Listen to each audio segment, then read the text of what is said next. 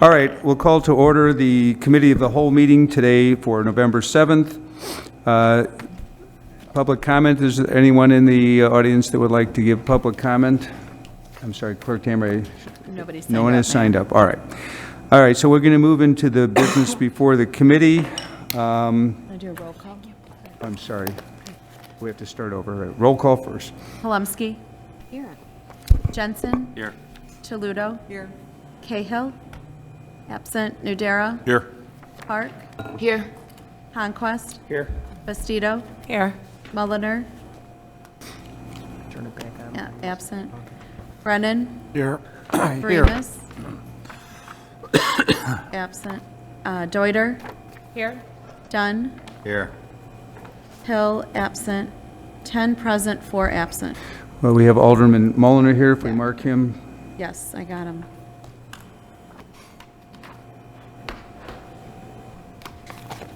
$11 present, 3 absent. 11 present, 3 absent. We have a quorum.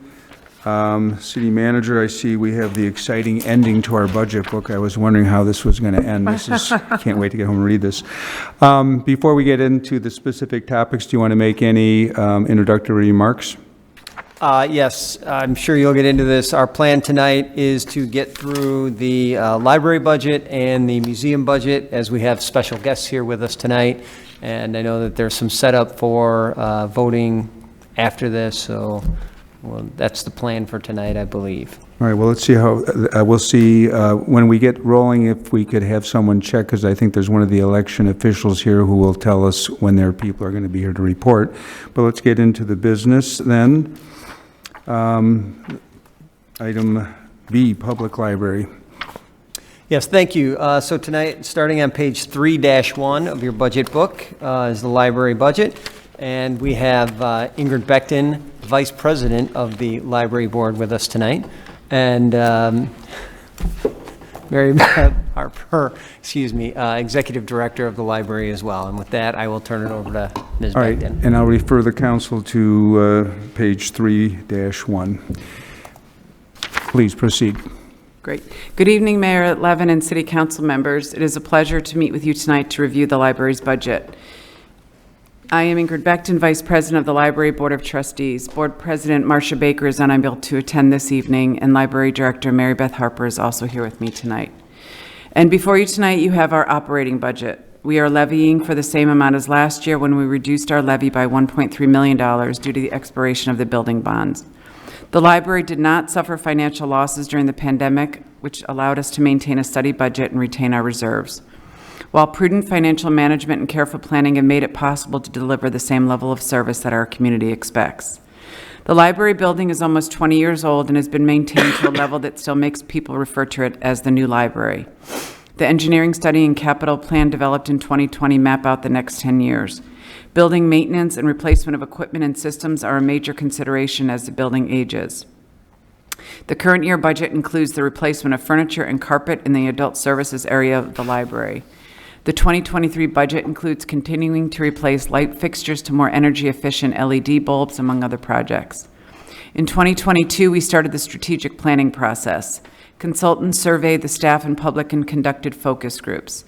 I'm happy to report that our level of community satisfaction is 93%. This level of satisfaction helps us focus on ways to sustain what we are doing while continuing to add value to life in Elmhurst. The plan will be completed soon and will focus on initiatives to enhance community engagement by increasing awareness of our services and collections, developing and strengthening community partnerships, and making sure that all feel welcome and valued at the Elmhurst Public Library. We are also preparing for challenges our organization may face. A major theme moving forward is to position the library as the trusted resource in the community for accurate information. Misinformation and disinformation campaigns continue to challenge our society and our industry, and we remain ever vigilant to these issues. Through education and training, library workers are uniquely positioned to help people sift through information to determine what is accurate. We're pleased to announce that the Elmhurst Public Library has maintained its 5-star rating for another year. This rating is based on usage statistics that were gathered in 2019. We're not sure how this rating system will deal with the 2020 year, but when the library is bustling with Elmhurst residents, we celebrate the positive energy that is people gathering in a community space to connect, create, and explore. Finally, I'd like to thank you for helping us to make this library such a valuable resource to the community. Successful organizations always take a group effort. We need the skills of the staff to make the library an inviting and interesting place. We need the Library Board of Trustees to provide guidance and support to the staff. And we need the residents of Elmhurst to continue to enjoy their library. So on behalf of the board and in the spirit of teamwork and support, I would like to thank the mayor and the city council, as well as the city manager and the rest of the city staff who helps us on a daily basis. Thank you, Ms. Begden. All right. Mary Beth, do you have additional comments? I do not. All right. Let's open it up for discussion.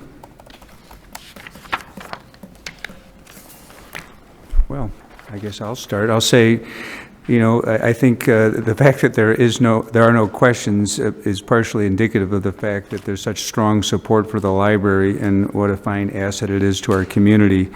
As someone who's out and about in the community, I've never heard a negative word said about the library and only positive comments. I haven't been there since this morning, but I enjoyed using the space. And I commend you both and your board on the job that's being done and your mission. Sure nobody has a question? Oh, I'm sorry, City Treasurer. You guys made it out. I figured maybe ask a question.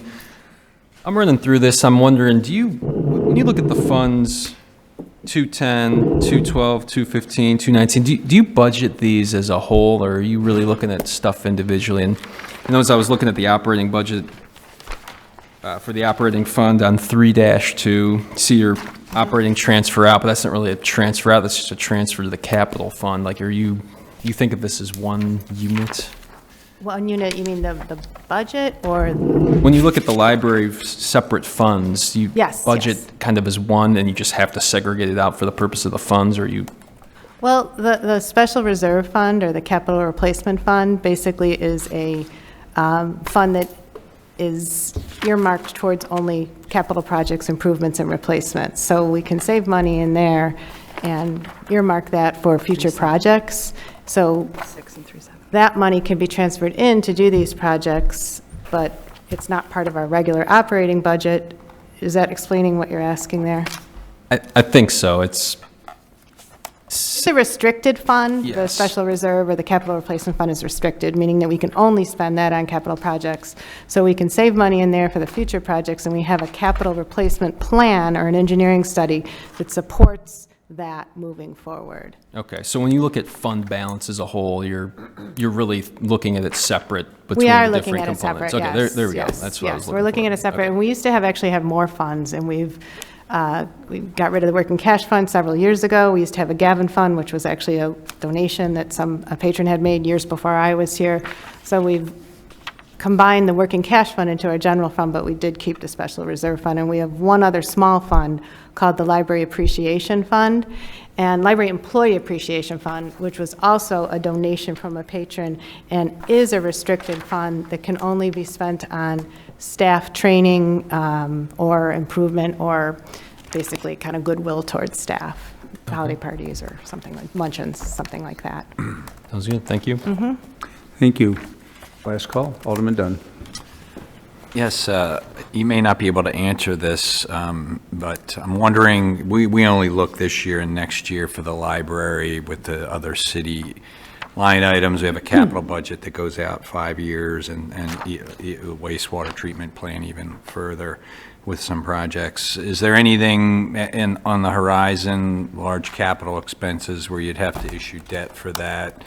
You may, some of those might come out of your strategic planning that's going on this year, but just curious. So I don't see us reissuing any debt or going for a referendum to reissue any debt. We do have a not a strategic plan, a capital plan here that we've worked out into 2033. So basically, we also had an engineering study done, and what we've done, part of that transferring the $250,000 into the special reserve fund that we just talked about is to make sure that we can do all these repairs and replacements. So I don't foresee the library needing any more space. I don't foresee the library needing any more off-site locations or any big purchases like that. What we have to do from here on out is just maintain the building. There will be eventually some really big projects on the horizon, when the roof has to be replaced eventually, when the heating and cooling system has to be replaced, some of those things. But what I can tell you is that we've maintained the library really well, and all those systems are in great working order. We just had the engineering study done, and what this transfer out, this $250,000 now, is to fund all those projects moving forward. So we're also keeping up with all the aesthetics of the building too, carpeting and furniture. Again, we'll be 20 years old in 2023. So I don't see us reissuing any debt. I mean, there's things that could happen that I'm not, aware of, but I do not see us needing some of the big things that you would reissue debt for, which would be a new building, or would be an addition to the building. I mean, we have plenty of space for the community size that we have. And even if the community size grows by a couple thousand here and there, or you add more living spaces downtown, there's no way that we're gonna need more space for, you're not gonna grow that big, or need a branch location geographically. We have a great geographical region. So I think we're good. I mean, I can't predict further than probably 10 years down the line, but I think we're good for the next 10 years at least. Thanks. Alderman Toledo. Well, since people are scratching this one, I'll layer on a little bit. Just along those same lines, I think it sounds like great financial planning, which, being on the Finance Committee, we love to see. But just to clarify, basically, you're transferring $250-ish thousand into that 212 Capital Replacement Fund every year, starting, I think, about 2 years ago. You're building up that reserve. Right. So at the end of 2024, at the end of 2023, it's going to be 1.5 million. After 2024, 1.7. That cadence, if you will, the $250,000 a year, is that what supports that plan out to 2033? Or will that 250 have to increase in order to support the plans and what you have on that other spreadsheet out through 2033? So Meaning, are you going to have to take more from the operating funds for the capital in the out years? So we have, it is supporting the engineering study, as I said. Now, there's certain things that aren't in the engineering study, like technology and replacing computers. We do cycles of that too. There's a couple other things that, we don't have a lot of our furniture in there, or our carpeting, some of those more aesthetic things, but all the major components we do have in there. And this 250,000 out, and whatever we're spending capital to replace these parts, is all mapped out till 2033. Again, I can't predict exactly what's going to happen. Some of those components won't break down when they're supposed to. Some of them might break down sooner than they're supposed to. So we, according to the engineering study, as best as we can actually plan for, according to the engineering study and the financial plan, which we worked on with an independent consultant, and then Tom Trozine and I also went over it before he retired, we're in good shape, and the 250 should fund us enough. And we will be transferring out sometimes more than the 250, depending on what we're doing, but Tom thought that the cleanest way to do this was to always transfer the 250 out and spend whatever we were going to spend from that other fund to keep it kind of clean. So right around the 250 is Yeah. what the current plan is, Yep. based on all the planning. Yep. Okay, thank you. Alderman Brennan. Thank you, Mayor. Over the years, I should have remembered this, and maybe I didn't ask the question, but under commodities, I see that's a fairly high number, over $1 million, and I see materials is 900,000 of that. I see books as a separate line item. Alderman Brennan, what line number, Oh, page or sorry. line? So it's 4003 on page 37. Thank you. So, could you just describe materials? I just can't remember. I know you probably covered it before. Sure. So materials is basically anything we lend to the public. So you have, what you used to have in there was digital content, which is anything downloadable or streaming, magazines, all audio-visual, and anything for the makery too. So anything we check out, and all books. And if you'll notice, in 2021, we took out all those other lines and reduced it to just materials, because that was basically kind of a result of the pandemic, because streaming increased so much and downloadable materials increased so much during the pandemic that having those lines broken out separately kind of constrained us. So instead, we put them all into materials, and we keep track of all that spending in the individual segments ourselves, but it just allowed us more freedom to spend where we needed to. That makes sense. Thank you. Sure. Changing times, I guess, Right, right? yes, for sure. Thank you. All right, other discussion? All right, hard to believe 20 years old, you say, but doesn't look like it, aging better than me. So if there's no other questions, thank you for coming out this evening, and sorry for the delay. Thank you so much. We'll move on to item C, the Elmhurst History Museum.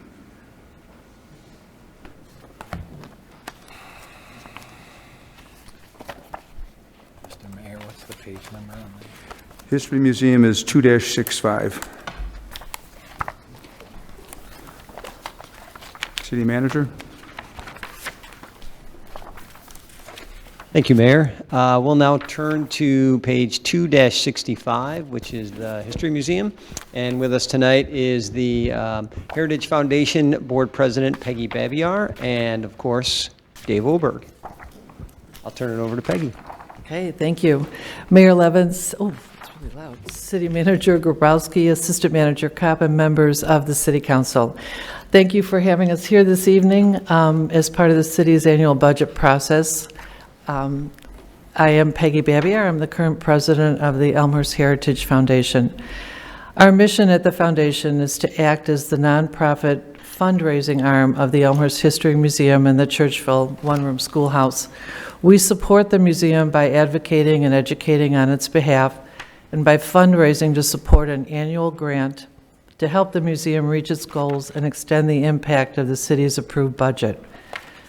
This year, the Elmhurst Heritage Foundation's grant funded 100% of the cost associated with the 3 exhibits, as well as all the museum's educational programs and events for 2022. With foundation's support, the museum staged 3 exhibits this year. We did People of the Prairie, 12,000 Years in DuPage County, Eat Your Heart Out, iconic Chicagoland foods, and the current exhibit, In Pursuit of Happiness, Immigrants in Our Community, which just opened on October 28th. In addition to these efforts, the foundation also funded several major updates to the museum's exhibit about Elmhurst, by all accounts, including installation of an 80-inch screen in the museum's theater, capable of not only running the museum's introductory video, but also a series of short documentaries created by curator of exhibits Dan Lund, focused on topics such as the history of the quarry, the Elm skating rink, beloved Elmhurst restaurants, and more. The foundation also supported creation of a new introduction to the exhibit, which explores the history of Native American communities who called this area home from the end of the Ice Age through the early 19th century.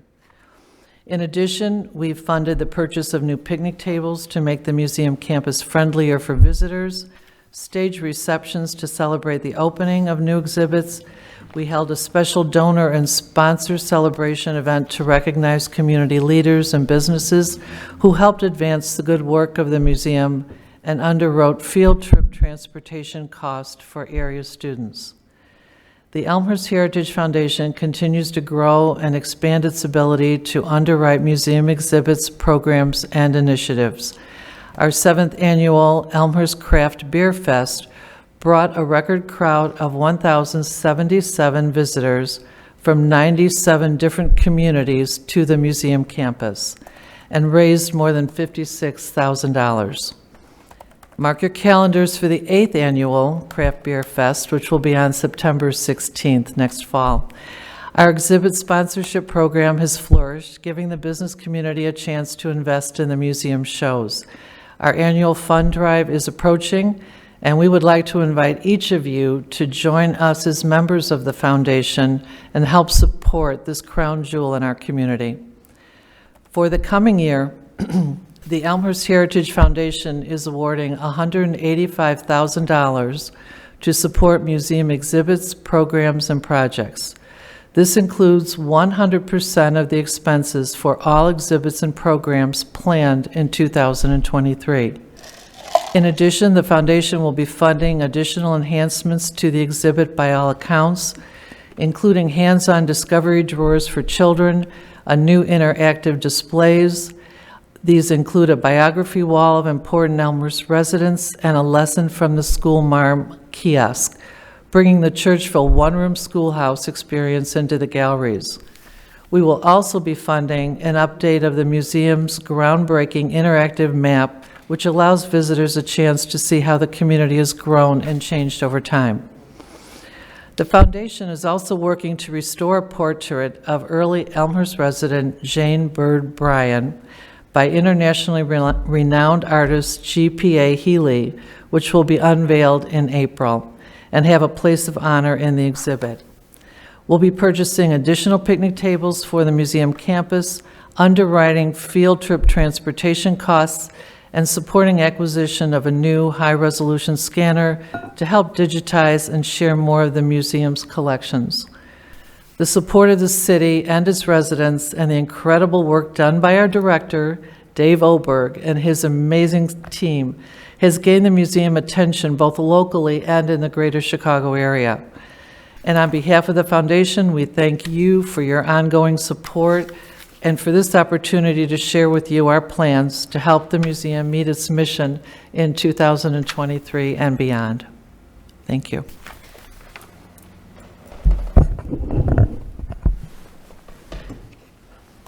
All right, let's see if I can do this and make my bifocals work at the same time. I just want to follow up a little bit on what Peggy had to say and share with you a little bit about what we've been able to accomplish with the support of the city and the foundation and our big plans for next year as well. As Peggy mentioned, 3 major exhibits this year, and I have to say, People of the Prairie, 12,000 Years in DuPage County, we had loan materials from more than a half dozen different museums, as well as the State Museum, Illinois Archaeological Survey, and we transformed that not only into a new introduction for the exhibit upstairs, giving a longer history of our community, but also Jess is about to pilot that as an outreach program for our classrooms as well, because that topic articulates very strongly with our curriculum. So it's another point of entree into our schools. The summer exhibit, Eat Your Heart Out, I have to say was just a cannon shot. We had weekly numbers that resembled what we had when we did the Sweet Home Chicago exhibit on Chicago candy and what we did with the Worlds of Wonder exhibit on the history of Chicagoland amusement parks. We're back. I mean, we're seeing traction. We're seeing foot traffic again. And the current exhibit, which just opened October 28th, already has strong foot traffic, and we just had a terrific program on Saturday in honor of Dia de los Muertos, the Day of the Dead, more than 500 people on campus. We had more 2 different days where our on-site attendance broke more than 1,000 people in a single day. And we've had just some absolutely terrific programming in this past year. Native American dancers, the return of Museum Day after 3 long pandemic years, our Picnic on Park event, and I got to say the November programming is selling out for our current exhibit, so very excited to see that happen. Our quarry tour this year sold out in 15 minutes, so every year somehow it goes faster than the year before. I'm not sure how that's possible. Looking ahead, major things that we're looking at, we're going to be continuing the exhibit In Pursuit of Happiness, Immigrants in Our Communities into the spring. This is a little bit of a longer run for an exhibit than we usually do, but very deliberate. We talked to different teachers in the area starting in 2019 about making sure that when we have exhibits that run during the school year and that are friendly to field trips, that we give them a chance in the winter and spring to come and visit. And I do expect extremely strong foot traffic and field trip traffic for that immigration exhibit. Our summer show is going to be The Bicycle, Two Wheels to Adventure, which is more than, it's a history and evolution of the bicycle, but it also is a loving look at the Rails to Trails movement, the Prairie Path, our own bike and pedestrian plan. And then at the center of all of this, with the spokes of the different topics coming out, is a local character named J. Hart Rosdale, who was a social social studies teacher in our community, and actually held the title of the world's most traveled man until his death in 1977. We had our own Indiana Jones character right here in our community. We've got his bicycle that he traveled on. He visited every country on Earth except for North Korea, North Vietnam, and Cuba for very obvious reasons. Even made it to Antarctica. And we even have the secondhand bicycle he took on his journeys, Jack will in the collection. We're going to do a lot of really cool programming with that particular exhibit as well, including some bike-themed tours. We've got a history tour on the Prairie Path that we're developing, a bike and brunch program, and a bunch of other fun stuff. And we're going to close the year with a terrific exhibit called Lost Chicagoland Department Stores, which is going to highlight iconic and beloved stores like Marshall Field's, Carson Peary Scott, Goldblatt's, Montgomery Ward, plus local favorites including Olswang's. And we're working with Leslie Goddard. Some of you might know Leslie from her wonderful living history programs that she does. She wrote a terrific book on Chicagoland department stores. She collaborated with us on Sweet Home Chicago, the history of the candy industry, back in 2011, one of the strongest exhibits we ever had. And we're really excited to have that partnership again. And just as we're going into the holidays, we'll be talking about all of these beloved department stores. I think it's going to be a terrific and really fun show. Peggy mentioned some of the new interactive kiosks we're going to be adding to the By All Accounts exhibit. I do want to call attention to a major program going on in 2023, which is a program funded by an Illinois Public Museum capital grant to allow us to build a public performance space on our east lawn and turn some of our east parking lot into flex space for audiences so that we can really build capacity and do more on-site, outdoor, family-friendly programming, concerts, storytelling events, living history events, to keep building on the success of those things. And some really cool, again, supporting programs for our exhibits, bringing in the Chicago Immigrant Orchestra. They were headliners at the Chicago World Music Festival. Really excited to be able to bring them into town. A bicycle bonanza, campus-wide extravaganza with vintage and modern bikes, bicycle tricks, live music, entertainment, all kinds of good stuff coming. And also new initiatives, including a monthly open house for adults and families at the Churchville one-room schoolhouse. We want to be able to broaden the reach and the audience for the schoolhouse and really shine a light on that polished gem that we have. And also doing a Kids Day Off program on President's Day as well. A lot of fun stuff coming back as well. Museum Day, our town versus gown vintage baseball game. We need more young talent to play for our our city team. We've been beaten 2 years in a row by the college, but it's always a great time. We always have a good time with that one too. And the Elmhurst Craft Beer Fest coming back, plus Museum Explorer Summer Camp and more. If you want to look at the actual budget pages, I just want to call attention to a couple of items very quickly and then answer any questions that you might have.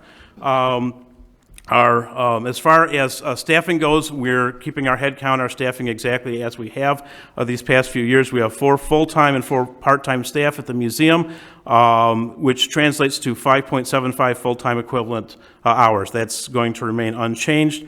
I do want to call out a couple of line items on beginning on page 265. You'll notice that 30-52 professional services is a little higher than we normally have. There's an extra $3,100 in there, and that's to finish out our branding portfolio and branding initiative for the museum. That project, the overage in that project is going to be 100% underwritten by the foundation as well. And we're doing this for a reason. We're going to be losing our wonderful marketing and communication specialist, Patrice Roach, in June to retirement, and she wanted to be able to hand off that final finished portfolio to her successors so that we're able to carry that forward. Call your attention as well on that page to 40-31 minor equipment. That's 9,600 booked for 2023. Any of the overage in there is largely, again, going to be underwritten by the Elmhurst Heritage Foundation, which we greatly appreciate, and that's going to allow us to get a new high-resolution flatbed scanner that Peggy had talked about earlier to replace our now 12-year-old unit that really is on its last legs and is a cornerstone of our exhibits and a cornerstone of our constant efforts to digitize the collection. And then if we go to page 266, call attention to 60-44 exhibitions. Again, we've booked 42,500 in there, all of that to be underwritten by the foundation, by their generous support. And then 60-65 educational programs. You'll see there is an uptick there as well. That is, again, 100% underwritten by the foundation, but basically indicates we're trying to do larger, more robust, bigger, family-friendly programs going into the next year, and hopefully have a chance to break on that new public performance space with some sort of a big concert and something fun as well. And then again, on the capital outlay 80-23, that is a large ticket item, that $905,000. That is partly finishing out a 2020 Illinois Public Museum capital grant to pay for HVAC overhaul, ADA accessible restrooms, a new ADA lift at the facility, and then 100% of the funding for that public performance space I talked about earlier. So with that, I'll be happy to answer any questions that you have. All right. Of those 500 people who were Dia de los Muertos, how many were living? Did you count? Oh! All right. So let's open up for discussion. Well, let me say this then while you guys think of the questions that'll come. I do want to congratulate the foundation. I've been on the council for a long time, and it's always been, we're very unusual that we are a city that has a museum as a department. And many years ago, probably a decade ago, there was a challenge to say, what can the museum do to help support that? And it's a remarkable number that this level of funding has reached where it is. Our foundation is one of the hardest working foundations we have in town. And when I see what these numbers are and how you've supported the initiatives of our museum, on behalf of the city, I thank you. Obviously, the city museum is one of our crown jewels, and that's what I've got. Who's next? Alderman Brennan. Thank you, Mayor. Director Olberg, you answered all my questions except for one, and I wish your energy level was a little higher. However, so on page 266, line item 6047, so rentals, what is that? Okay, so rental, we have, like most museums, anytime you come to visit us, what you're seeing is anywhere from 1% to 5% of our overall holdings. We have most of the artifacts, archives in our collection in an off-site storage facility at Carroll Lane, and that's what the rental is. We lease that space, and if you ever want to see it, it's on a smaller scale. If you remember the end of the first Raiders of the Lost Ark, where you've just got all of that vast warehouse of things, not quite to that scale, but we actually have high-density movable shelving. It's pretty neat and very well organized, and again, that's what we mine for all of our exhibits. Thank you. Other discussion? Alderman Dunn. Yeah, my question's on the revenue side, which is the donation from the foundation. Yes. And it looked like previous years it was about 25 or 30,000, and then this year was budgeted for 84,000, but the estimated is 58,000. And then next year, and this is, I'm sorry, this is on page 29. Yeah, I've got it. 14-00 is the line item. And then 2024, we're going back to 25,000. So just two questions. One is why the spike for 2 years, and then we're back down to the other level. And I see some of the smaller line items, the merchandise and some gifts. The second question, is there any other like notable revenue line items other than the foundation? Well, like our program fees for like field trips and stuff like that, that goes into general revenue in general. But as far as the foundation donation goes, I want to call out two things on that. So line 14-00, you'll see the projected number right now for 2023 is 90,000. The actual gift coming from the foundation is 185,000 this year, because in addition to underwriting all of the programs, all of the exhibits, and a couple of the other expenses I mentioned before that have direct budget impact, they are also doing not one, not two, but three major interactives for the By All Accounts exhibit that originally were going to be covered by the Illinois Public Museum capital grant. However, we've dealt with a lot of issues related to inflation, and so to bring that grant home, the foundation has generously taken all of those upgrades to the second floor gallery upon themselves completely, 100%, so they'll be paying for all of that. So actually, that 90,000 you're looking at is very shy of what they're actually giving us. It's going to be closer to 185,000 for the entire year. And honestly, the 2024 projected, that's a mistake on my part, because we haven't had that conversation yet on where we're going to go. Great, okay, that's good. Good to hear that the foundation is supporting you in that way. Thanks. Other discussion? Okay, city treasurer. Director Oberg, good evening. All right, I'm trying to do some math here. 605 Public Museum grant for 2023. What There's- page are you on, city treasurer? 266. Sorry, 266. 266, line 8023. Yeah, building improvements, okay. So 605 of that, I think, is this museum. Now I've opened too many things. Give me one moment. I'm trying Performance to find. spaces? So we have two separate grants in the work. There's a 2020 grant. There's a 2020 grant that was awarded that we're sunsetting, and I may have to roll over a little of the 2022 into 2023, just because it's taking a while to get some of the parts. So that's what paying for ADA accessibility, HVAC projects, what have you. That's roughly a $255,000 grant, if memory serves. And then the other larger amount was awarded just this past year, and that's for the public performance space. There you go. You read my mind. Thank you. What's that? Oh, yes. One more thing. Yeah, we have, unfortunately, fortunately, we got a CAP grant, which is a collections assessment project grant in this last year. And we had two people who were attached to that grant, one who was an expert on taking care of our physical collections and the other taking care of our physical buildings. That second person noticed that we had sustained some pretty significant damage to the three massive chimneys that are on the Glass Mansion during the Jericho winds that we encountered in 2020. We also contracted with an engineer to take a look and verify, and we are going to have to do, unfortunately, I want to say it's about $212,000 in repair and tuck pointing, and a lot of that because it's up at the third floor of the building. A lot of that's existing conditions issues. We're going to have to build scaffolding all the way up and work on the roof, and it is a safety issue. It's something we're going to have to take care of. And that funding is covered by the grant or not covered by the The public museum capital grant is for public performance space and for the other ADA enhancements. We're going to have to find some additional funding to help with that. But it is a life safety issue. It's something we're going to have to take care of. Thank you. Other discussion? Alderman Deuter. Just a follow-up question on that life safety improvement. Is that something that will happen in 2023? And if so, what do we expect might be the source of funds for those improvements?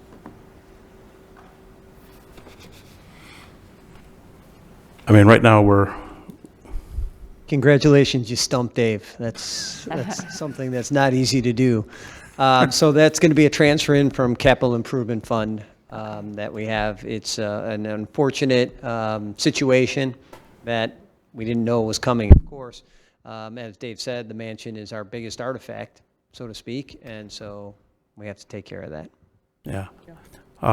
I will say I am looking at a couple of federal grants to see if there's any way we can find at least some underwriting for that in addition, but that's a very competitive process. We'll have to see how that plays out. All right, I think we're complete on that item. I'll exercise the prerogative of the chair. We have, I think, some volunteers waiting to set up for the election commencing tomorrow. So in order to accommodate them, and I know that we need more time to prepare for that item on elected official salaries, so we'll do that at the top next time. We've held the budget for 21 years in a row. So we will pass out a new agenda. Thank you, Ms. Babiar, Mr. Oberg, for your presentation. Thank you. And I will ask for a motion to adjourn. Alderman Deuter, second Alderman Conquest. All in favor say aye. Aye. Any opposed? Adjourn. Thank you.